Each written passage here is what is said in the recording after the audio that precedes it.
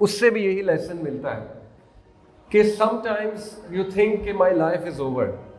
کبھی کبھی آپ سوچتے ہیں کہ بس اب کچھ نہیں ہو سکتا. آپ کو انسرٹنٹیز ہوتی ہیں, فیوچر کے بارے میں انسرٹنٹیز ہوتی ہیں. ہر انسان کو کوئی نہ کوئی انسرٹنٹی ہے نا. پیرنٹس کو میں بھی اولاد کے بارے میں انسرٹنٹی ہوتی ہے کہ پتہ نہیں میری اولاد کا کیا بنے گا, پتہ نہیں یہ کس طرف چل نکلے ہیں. اور ینگسٹرز کو انمپلائمنٹ کی انسرٹنٹی ہے بہت زیادہ کہ پتہ نہیں میرا کیا بنے گا, جاب اچھی ملے گی نہیں ملے گی, میں بزنس شروع کر رہا ہوں چلے گا کہ نہیں چلے گا. شادی کے بارے میں بہت انسرٹنٹیز ہوتی ہیں. کوئی معاملہ پھنس جاتا ہے اس کے بارے میں انسرٹنٹی ہوتی ہے کہ پتہ نہیں یہ معاملہ حل ہوگا کہ نہیں ہوگا, کیا زندگی اسی طرح رہے گی. کوئی بیماری آ جاتی ہے اللہ نہ کرے, اس کے بارے میں انسرٹنٹی ہو سکتی ہے کہ پتہ نہیں اب میرا کیا بنے گا. تو there are all sorts of uncertainties. اور یہ سٹوری کمال مثال ہے اس بات کی کہ ایگزیکٹلی جب زندگی میں انسرٹنٹی چل رہی ہو, جب آپ کو پتہ نہ ہو کہ اب کیا ہوگا, وہی موقع ہے, ایگزیکٹلی وہی موقع ہے کہ زندگی ایک نیا ٹرن لے سکتی ہے اگر آپ یہی رویے اپنائیں جو اس سٹوری میں موسیٰ علیہ السلام کے رویے ہمیں معلوم ہوتے ہیں. یعنی آپ دیکھیں کہ موسیٰ علیہ السلام سے زیادہ انسرٹنٹی کسی کو نہیں ہو سکتی. ایک انسان, he was a prince, literally وہ پرنس تھے, شہزادے تھے, فرعون کے محل میں بڑے ہوئے پلے بڑھے, اور ان کا شہزادے کا مقام تھا اس جگہ مصر میں. اور ان سے ایک غلطی ہو گئی, یعنی یہ غلطی چھوٹی غلطی نہیں ہے اگر if you think about it. Unintentionally ان سے ایک بندہ مارا گیا, اور اس کا پورا تذکرہ اس سورہ میں ہے, سورہ قصص میں. اور وہ ایک فیوجیٹیو بن گئے, ود ان ون ڈے وہ ایک فیوجیٹیو بن گئے. یعنی کیسی انسرٹنٹی آئی, اور ان کو مصر کی افواج ڈھونڈ رہی ہیں, فرعون ڈھونڈ رہا ہے, اور ان کو سزا ہونے کا خدشہ ہے, جیل ہونے کا خدشہ ہے. آپ سوچیں اللہ نہ کرے آپ سے کوئی ایسا حادثہ ہو جائے یہاں پہ ملک پاکستان میں, اللہ نہ کرے, اور پھر آپ بھاگ جائیں.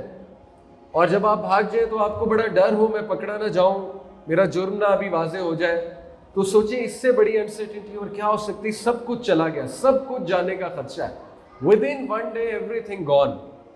یعنی ایک ٹائم پہ آپ شہزادے ہیں, لوگ آپ کو سلام کرتے ہیں, اور دوسرے ہی ٹائم آپ مجرم بن گئے.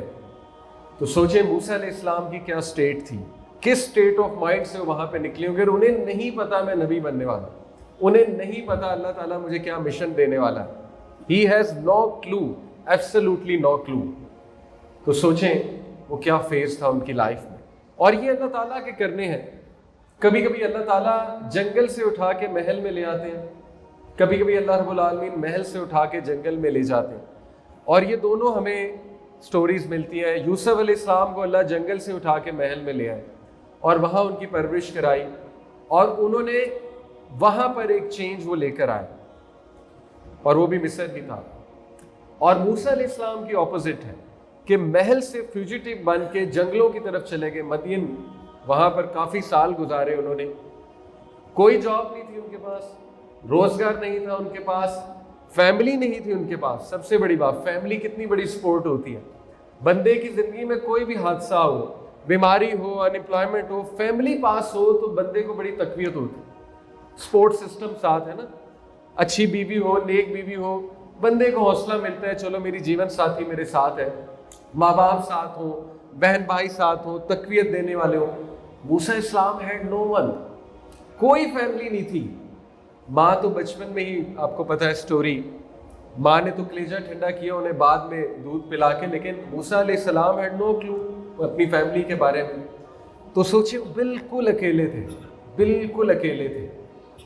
تو بہت خوبصورت اسٹوری ہے, اور بڑے اس میں لیسنز ہیں ہمارے لیے. انشاءاللہ میں آپ کے سامنے جو لیسنز ہیں وہ رکھتا ہوں. ایک ایک آیت تو بیان نہیں کر سکوں گا, لیکن جو مین آیات ہیں وہ آپ کے سامنے رکھوں گا. تو سٹوری میں بہت سے ٹوسٹ ہیں, بہت سے سینز ہیں, اور سٹوری سٹارٹ ہوتی ہے literally from a baby in a cradle. ایک بچہ جو کہ ایک باسکٹ میں ہے, اور اس کو اس کی ماں بہا رہی ہے. یہاں سے سین شروع ہوتا ہے. سبحان اللہ.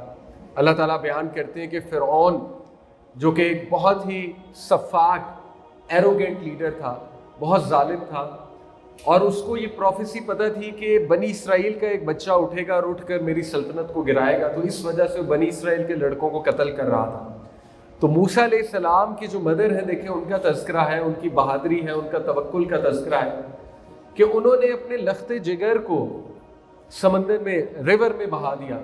تو it starts with this scene, this story, کہ ایک بچے کو بہایا جا رہا ہے ریور میں، اور اٹ اینڈز ود وٹ، کہ وہی بچہ ایک اتنی بڑی چینج لے کر آ رہا ہے، نبی بن گیا اور ایک قوم کو آزاد کرا رہا ہے فرعون سے، جو کہ ایک امپاسبل ٹاسک تھا۔ امپاسبل ٹاسک معلوم ہوتا تھا کہ ایسا کیسے ہو سکتا ہے، ایک غلام قوم کو آزادی کیسے مل سکتی ہے، فرعون اتنا پاورفل، اتنی اس کی فوج ہے، اتنی اس کی انفلوئنس ہے، ہاؤ از اٹ پاسبل؟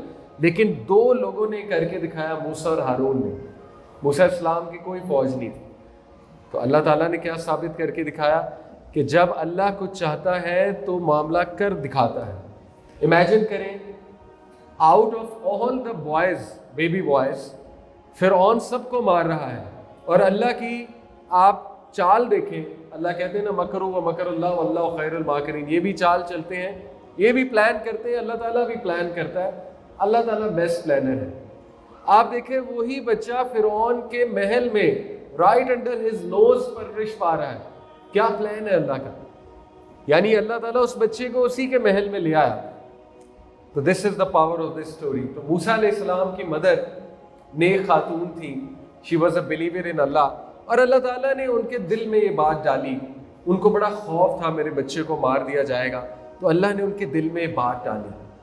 حالانکہ وہ نبی نہیں تھی، فیمیل کوئی بھی نبی نہیں ہے، تو اللہ کہتے ہیں ہم نے انہیں وحی کی، وحی کے مختلف طریقے ہوتے ہیں، اللہ تعالیٰ نے ان کو یہ الہام کیا، یہاں پہ وحی سے مراد الہام ہے، اور موسیٰ علیہ السلام کی مدر کا دل کو تقویت دی اللہ نے کہ آپ یہ رسک لیں، یہ بہت بڑا رسک تھا اپنے بچے کو بہا دینا ندی میں، اور اللہ نے انہیں خوشخبری بھی دی کہ ہم آپ کی آنکھیں ٹھنڈی کریں گے۔ اور اللہ نے کیسے ٹھنڈی کی، سبحان اللہ۔ واقعہ آگے جاتا ہے کہ موسیٰ علیہ السلام کو جو دودھ پلانے والی تھی، ان کی جو پرورش کرنے والی تھی فرعون کے محل میں، وہ انہی کی والدہ تھی۔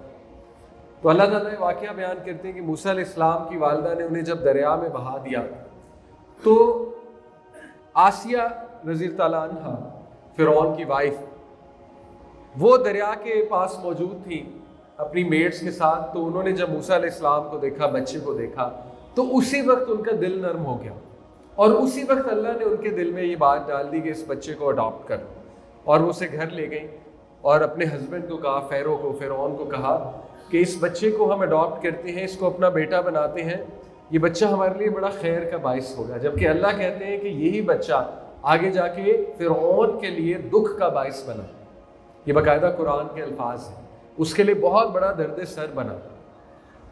تو امیجن موسیٰ علیہ السلام ایز اے پرنس گرو اپ ہوئے اس محل میں، اور پھر اللہ کہتے ہیں کہ اللہ تعالیٰ نے اصل میں موسیٰ علیہ السلام ساری نرسز، ویٹ نرسز کو ریجیکٹ کر رہے تھے، دودھ کسی سے نہیں پی رہے تھے، اور آسیہ رضی اللہ عنہا وہ سرچنگ فار سم ون جو موسیٰ علیہ السلام کو دودھ پلائے، تو موسیٰ علیہ السلام کی بہن کو ہی ان کی والدہ نے بھیجا، اللہ نے دل میں بات ڈالی، ان کی بہن نے جا کے مشورہ دیا محل میں جا کے کہ میں تمہیں ایک دائیہ بتاتی ہوں جو کہ اس بچے کو دودھ پلائیں گی، تو وہ موسیٰ علیہ السلام کی ہی مدر تھی، اور اللہ تعالیٰ نے اس طرح موسیٰ علیہ السلام کی والدہ کی آنکھوں کو ٹھنڈا کیا۔ اور پھر واقعہ آگے جاتا ہے، موسیٰ علیہ السلام ظاہر ہے ہی واز ویری اسٹرانگ، موسیٰ علیہ السلام بہت ایک تو جلالی طبیعت کے تھے، لیکن بہت اسٹرانگ باڈیڈ بھی تھے، بہت قوی تھے، اسٹرانگ تھے، شولڈرز بھی بہت ان کے زبردست تھے، مسلز بھی، مسکولر باڈی تھی ان کی، ہائٹ بہت اچھی تھی۔ تو اللہ کہتے ہیں کہ جب وہ اپنی میچورٹی کو پہنچ گیا، اپنی پیک کو پہنچ گیا موسیٰ علیہ السلام، تو اللہ نے اسے علم بھی دی اور حکمت بھی دیا، علم بھی دیا اور حکمت بھی دیا۔ یہ بہت انٹرسٹنگ بات ہے، دیکھیں علم اور حکمت کا کمبینیشن بہترین کمبینیشن ہے۔ کچھ لوگوں کے پاس علم ہوتا ہے، حکمت نہیں ہوتی۔ حکمت بہت بڑی چیز، حکمت کیا؟ فہم، علم کو اپلائی کیسے کرنا ہے، یہ بھی بہت بڑی نعمت ہے۔ اللہ نے ابراہیم علیہ السلام کے بارے میں بھی یہی کہا کہ ہم نے انہیں علم بھی دیا تھا، حکمت بھی دی۔ یوسف علیہ السلام کے بارے میں بھی اللہ نے یہی کہا کہ ہم نے انہیں علم بھی دیا اور ہم نے انہیں حکمت بھی دی۔ تو اللہ سے علم بھی مانگنا چاہیے، حکمت بھی مانگنی چاہیے۔ اس کی ایک دعا ہے، ربی ہب لی حکما والحقنی بالصالحین، ابراہیم علیہ السلام کی دعا ہے، اے اللہ مجھے وزڈم دے، مجھے اتھارٹی دے، حکمن والحقنی بالصالحین، مجھے رائٹیس لوگوں کی کمپنی دے، واجعل لی لسان صدق فی الآخرین، اور تا قیامت جتنے لوگ آنے والے ہیں ان کی زبان پہ میرا ذکر خیر جاری کر دے۔ تو اللہ سے حکمت بھی مانگنا چاہیے اور علم بھی مانگنا چاہیے۔ تو موسیٰ علیہ السلام کو اللہ نے علم بھی دیا، حکمت بھی دی۔ اور پھر واقعہ آگے جاتا ہے کہ ایک بار موسیٰ علیہ السلام نے اپنے ہی ایک گروہ کے انسان بندے کو، یعنی بنی اسرائیل، اس سے یہ ثابت ہوتا ہے کہ موسیٰ علیہ السلام کو اپنی آئیڈینٹی پتہ لگ گئی تھی۔ جیسے جیسے وہ بڑے ہوئے ان کو اپنی آئیڈینٹی پتہ لگ گئی تھی کہ میں بنی اسرائیل سے ہوں، یعنی میں فرعون کا بیٹا نہیں ہوں، اور وہ مسلمان بھی تھے۔ یہ بات کہاں سے ثابت ہوتی ہے کہ جب موسیٰ علیہ السلام سے وہ بندہ قتل ہو گیا تو فوراً انہوں نے جو دعا پڑھی تھی وہ کیا تھی؟ ربی انی ظلمت نفسی فاغفر لی، اے میرے رب میں نے اپنے نفس پہ ظلم کیا ہے، مجھے معاف کر۔ کیا ثابت ہوا؟ وہ مواہب تھے۔ تمام انبیاء نبی بننے سے پہلے بھی مواہب تھے، یاد رکھیں، فطرت پر ہی تھے۔ تو اس سے یہ ثابت ہوا کہ موسیٰ علیہ السلام was a believer in one God. اب وہ کیسے تھے؟ مے بی ان کی والدہ جنہوں نے ان کو دودھ پلایا، پرورش کی، مے بی انہوں نے ان کو یہ تائید کی، مے بی انہوں نے ان کو سکھایا توحید۔ اور ویسے بھی فرعون کے محل میں کچھ اور بلیورز بھی موجود تھے، جیسے اللہ تعالیٰ قرآن میں موسیٰ علیہ السلام کی ایک قوم کے بلیور کا ذکر کرتے ہیں، آئی تھنک سورہ الاعراف میں ہے۔ تو اس سے ثابت ہوتا ہے کہ اس وقت کچھ بلیورز بھی تھے۔ تو موسیٰ علیہ السلام was also believer in God, اسی لیے انہوں نے یہ دعا کی۔ تو واقعہ یہ ہے کہ انہوں نے جب اپنی قوم کے ایک بندے کو دیکھا اس کے ساتھ کوئی زیادتی کر رہا ہے، کوئی لڑائی کر رہا ہے، اور جو دوسرا تھا وہ فرعون کی قوم کا تھا، تو موسیٰ علیہ السلام کو غیرت آئی اور انہوں نے غیرت میں آگے اس کو مکہ مارا جس سے وہ شخص فوت ہو گیا۔ اور موسیٰ علیہ السلام نے اس کو یہ دعا کی، ربی انی ظلمت نفسی فاغفر لی، اللہ شیطان نے مجھے گمراہ کر دیا، مجھے معاف کر دے، میں نے اپنے نفس پر ظلم کیا ہے۔ خیر وہ بات رفع دفع ہو گئی۔ اگلی بار اسی سورہ میں آتا ہے کہ موسیٰ علیہ السلام کو دوبارہ وہ شخص لڑتا آیا نظر کسی اور کے ساتھ، تو پھر موسیٰ علیہ السلام سمجھ گئے کہ یہی بندہ اصل میں خطا پہ ہے اور یہ بندہ بلا وجہ لڑتا ہے۔ تو موسیٰ علیہ السلام نے اس کو تھوڑی ڈانٹ لگائی کہ مجھے معلوم ہوتا ہے کہ تم ہی مسٹیکن ہو اور میں آئی سیک ریفیوج ان یو، اس طرح کے الفاظ ہیں۔ تو پھر اس شخص نے موسیٰ علیہ السلام کو ایکسپوز کر دیا، اسے کہا کہ لگتا ہے تم وہی عمل کرو گے جو تم نے پہلے کیا جب تم نے ایک بندے کو اس طرح سے مار دیا۔ پہلے سین میں غالباً گواہ موجود نہیں ہوں گے، لیکن اب اس نے سب کے سامنے کہہ دیا کہ اس نے اس بندے کو قتل کیا تھا۔ تو پھر موسیٰ علیہ السلام وہاں سے بھاگ گئے اور موسیٰ علیہ السلام ڈر کر بھاگے۔